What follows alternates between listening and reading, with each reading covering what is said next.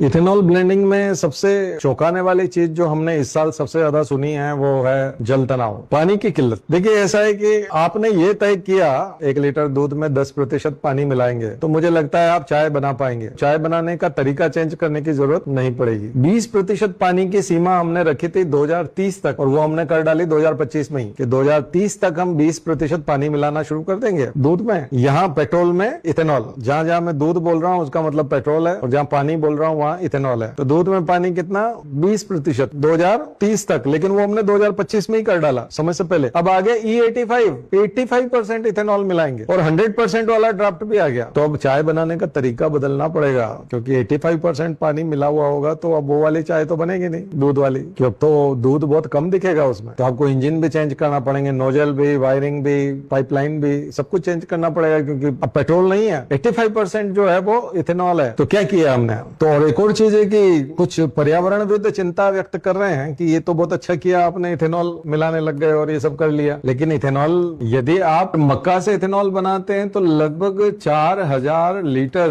पानी लगता है। इसके लिए 1 लीटर इथेनॉल के लिए। और यदि आप राइस से बनाते हैं तो 10,000 लीटर लगेगा पानी। तो जिन इलाकों में इथेनॉल बनाने वाली फैक्ट्रियां हैं वहां तो वाटर लेवल बहुत नीचे चले जाना है, और फिर आपको आयात करना पड़ेगा खाने पीने के लिए राइस, और तो राइस से बनाना और महंगा है, ज्यादा पानी खर्च करना पड़ेगा। तो कहीं ऐसा तो नहीं हम ये इथेनॉल बनाने के चक्कर में पानी को खो दें, पीने के पानी को, और फिर आयात भी करना पड़ जाए, क्योंकि जो खाने पीने की चीजें उससे हम बायोडीजल बनाने लगे हैं। तो ये बहुत बहुत बड़ा चैलेंजिंग इशू है। तो बिल्कुल दुनिया अलग हो जाने वाली है। तो अब ऐसे में जो कारें आ रही हैं वो तो E20 के हिसाब से आ रही हैं अभी मार्केट में, तो आपको फिर E100 और E85 वाली कारें नहीं बनानी पड़ेंगी, नए तरह के डिजाइन होंगे। और सबसे बड़ी बात है कि इथेनॉल बनने के बाद में जो बेकार पानी होगा वो बड़ा खतरनाक है। उसको आप कहाँ बहाएंगे? केवल 1 लीटर थोड़ी बनाएंगे आप, अब तो हजारों लीटर बनाएंगे, और 1 लीटर से हजारों लीटर बर्बाद होने वाला है। तो जो बर्बाद होने वाला पानी है वो क्या रीयूज हो सकता है? नहीं, रीयूज नहीं हो सकता, वो फिर जहरीला है। तो उसको डिस्पोज कहाँ करेंगे? फिर वो खेती को बंजर तो नहीं कर देगा, क्योंकि पानी जहां जहां जाएगा वहां तबाही मचाएगा। तो ये भस्मासुर ना हो जाए कहीं, तो सोचना पड़ेगा। और चूंकि नेताओं ने अपने अपने बच्चों की फैक्ट्रियां लगा दी इथेनॉल की, तो अब इसको बिकवाना तो है। ऐसा तो है नहीं कि ये चलेगा नहीं, पॉलिसी तो वही आएगी जो नेता चाहेंगे, क्योंकि इथेनॉल तो उन्हीं के बच्चे बेच रहे हैं, चाहे हजारों लीटर पानी का